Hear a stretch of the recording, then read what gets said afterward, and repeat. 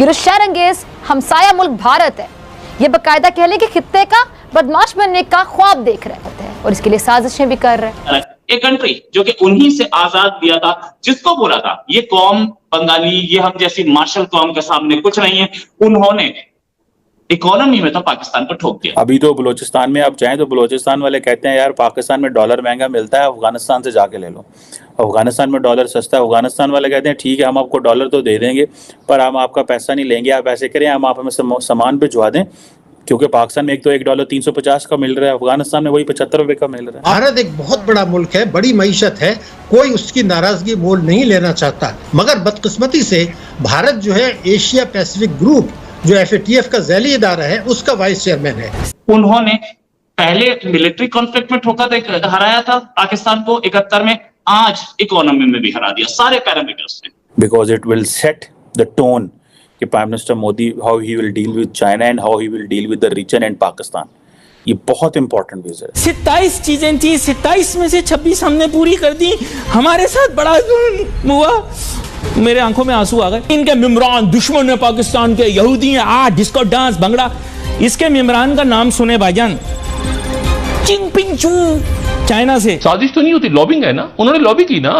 उनकी हैशटैग दिखा रहे हैं और वो सही दिखा रहे हैं, उनके चल रहे हैं हैशटैग पाकिस्तान में, तो आपके क्या हैशटैग चल रहे हैं? नमस्कार दोस्तों, स्वागत है आप लोग का INL न्यूज़ के एक और नए वीडियो में। दोस्तों बांग्लादेश का बजट जो है वो एक बार फिर से सामने आया है, जिसमें साफ दिखता है कि पाकिस्तान से जो बांग्लादेश का बजट है वो कितना ज़्यादा आगे है। और पाकिस्तान अगर बांग्लादेश की ग्रोथ रेट की बात की जाए तो अभी जो बांग्लादेश की ग्रोथ रेट रहने वाली है वो 7.3% रहने वाली है। वही अगर पाकिस्तान की बात की जाए तो वो 3.4 है।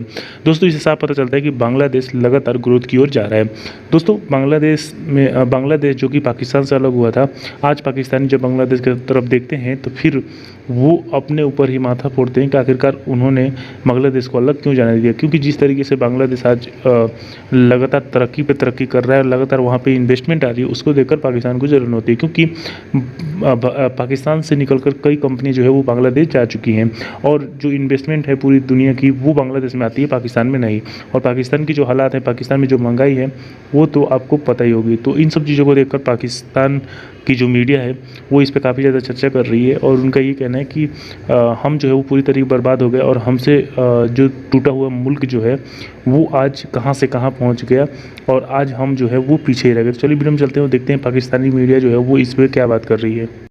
बांग्लादेश ने अपना बजट पेश किया, $71 बिलियन का बजट, और इस बजट में बहुत सारी चीजें हैं। बांग्लादेश की जो ग्रोथ रेट है 7.5%, पाकिस्तान की 3.5%, और बांग्लादेश के foreign exchange reserves $31 billion, Pakistan के $4 बिलियन से कम। यानी कि बांग्लादेश सारे पैरामीटर से पाकिस्तान से ऊपर जा रहा है। एक कंट्री जो कि उन्हीं से आजाद दिया था, जिसको बोला था ये कौम बंगाली, ये हम जैसी मार्शल कौम के सामने कुछ नहीं है, उन्होंने इकोनॉमी में तो पाकिस्तान को ठोक दिया। अब लड़ाई झगड़े में पहले 71 वॉर में कौन जीता था? ये इंडिया जीता था, तो बांग्लादेश साथ लड़ रहा था हमारे। ऐसा नहीं था कि बांग्लादेशियों को सिर्फ इंडिया ने आजादी दिलवाई थी, बांग्लादेशी साथ लड़ रहे थे। वो कटोरा लेके फौज थोड़ी जा रही है, कटोरा लेके तो सिविल गवर्नमेंट को भेजते हैं, जहां मांग के ले आ। वो किसी ने इश्तिहार दिया अखबार में, उसने कहा नौकरी है, घर का काम करना है और 2 वक्त का खाना जो है वो फ्री मिलेगा। पाकिस्तानी चला गया, उसने कहा जी बताएं, लाहौर का वाकया बता रहा हूँ, मजाक है, लतीफा है, जोक। उसने कहा जी क्या काम है? उसने कहा भाई काम ये है कि दाता साहब पे जाना है 2 टाइम, अपनी खा लेनी है, मेरे लिए ले आनी। यही पाकिस्तानी आर्मी की हालत है, पाकिस्तान का हाल है। तो पाकिस्तानी फौज ने सिविल गवर्नमेंट को जब बनाया ये नई वाली को, तो उन्होंने पूछा जी माई बाप हमारे लिए क्या हुक्म है? उन्होंने कहा जाओ दुनिया में मांगो, अपने हिस्से का खा लो और बाकी हमारे लिए ले आओ। तो फौज का तो बजट अभी 15% और बढ़ गया है। इनको क्या खतरा है? इनका तो 100 बिलियन का तो एनुअल टर्नओवर है। इनकी फौज की जो इंडस्ट्रीज हैं, फौजी फाउंडेशन है और सीमेंट फैक्ट्री है, अस्करी बैंक है, और ये सारा, इनको कोई टेंशन नहीं। जो इनके जर्नैल हैं इनको कोई टेंशन नहीं, ब्रिगेडियर लेवल तक के लोगों को कोई टेंशन नहीं, क्योंकि वो ब्रिगेडियर आगे देख रहा था मैं जनरल बनूंगा, खूब मेरी चांदी लगेगी। सारा पैसा तो ये बाहर लेके आए हुए हैं। सिपाहियों का प्रॉब्लम है कि उनके वो गांव से आते हैं, उनके घरों में, गांव में, देहातों में फाके पड़े हुए हैं, तो वो प्रॉब्लम में है। लेकिन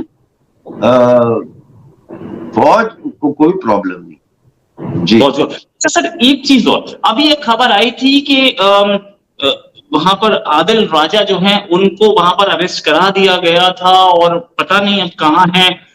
ये क्या ओवरसीज ऑपरेशन, जैसे करीमा बलूच को मरवाया था, वैसे ओवरसीज ऑपरेशन इनके बहुत स्ट्रॉन्ग होते जा रहे हैं? क्या किसी को भी अरेस्ट करा सकते हैं ये लोग फौज? देखिए, इसमें यह है कि अभी तक तो ये तो कंफर्म नहीं है कि आदिल राजा साहब को किस वजह से पकड़ा गया है। मेरा ख्याल है उनको इस वजह से पकड़ा गया होगा, ये क्या है कि उनकी वीडियोस दिखा के इंसाइटमेंट टू वायलेंस उनकी वीडियोस के जरिए वो कर रहे हैं, क्योंकि इमरान खान को वो सपोर्ट करते हैं। तो आज मुझे किसी ने बताया कि जी आदिल राजा साहब को छोड़ दिया है, मेजर आदिल राजा को। तो यूके में तो आपको वार्निंग मिलती है, वार्निंग देके छोड़ देते हैं। मुझे लगता है कि जैसे अल्ताफ हुसैन साहब के ऊपर केस बना था कि ये पाकिस्तान में इंसाइट टू वायलेंस है, इनकी तकरीरें, ऐसे आदिल राजा को भी गालबन उसी तहत पकड़ा गया। लेकिन ये कोई बहुत बड़ी खबर नहीं है। पाकिस्तान जब बना था ईस्ट एंड वेस्ट विंग, तो यहाँ पे जिस तरह पंजाबी जर्नैलों ने और पंजाबी बड़ी ब्यूरोक्रेसी ने जिस तरह कब्जा कर लिया पूरी रियासत पे, उसके लिए जरूरी था कि जो बंगाली हैं और दूसरी कौमियतों के जो लोग हैं उनको डिमोनाइज किया जाए, उनको ह्यूमिलिएट किया जाए, उनके अंदर ये एहसास पैदा किया जाए कि तुम हमसे कमतर हो। हालांकि आप इस बात को मुझसे ज्यादा बेहतर समझते हैं कि बंगाली हमेशा से बहुत ही तालीम की तरफ उनका रुझान और क्रांतिकारी की तरफ भी, बंगालियों से ज्यादा तो किसी ने लड़ाई नहीं लड़ी अंग्रेजों के खिलाफ। श्री चंद्र सुभाष बोस जो है, उन्होंने आजाद हिंद फौज बनाई और मुकाबला किया अंग्रेजों का। तो ये बात कहना कि बंगाली छोटे कद के हैं या बंगाली जो है वो मार्शल रेस नहीं है और इस तरह से बातें करना, ये उस वक्त भी फजूल थी और आज भी फजूल है। अब जहां तक बांग्लादेश की तरक्की का ताल्लुक है, इसकी 3 वजूहात है। जो एक वजह उसकी ये है कि उनके ऊपर कोई कॉलोनिस्ट नहीं बैठा हुआ, कोई अप्रेसर नहीं बैठा जो उनके नेचुरल रिसोर्सेज को या ह्यूमन रिसोर्सेज को एक्सप्लॉइट कर रहा हो। दूसरा उसकी वजह जो है वो ये है कि वहां पे फौज का जो रोल है वो डिफरेंट है पाकिस्तान से, और वहां पे फौज की पॉलिटिक्स में जो अब इंटरवेंशन है वो after short period of experiments conducted by the military generals in Bangladesh खत्म हो गई। अब वहां पे सिविल सुप्रीमेसी है। और तीसरी वजह जो है वो ये है कि वो सेकुलर हैं, उनका जो संविधान है वो सेकुलर है, लिहाजा वहां पे ये इस्लामिक निज़ाम और ये कि गज़वा हिंद और इस किस्म की चीजों में वो उलझे नहीं है, ना उन्होंने अपने आप को उलझाया है। उनका फुल फोकस जो है वो डेवलपमेंट और इंडस्ट्रियल डेवलपमेंट और इन चीजों पे रहा है।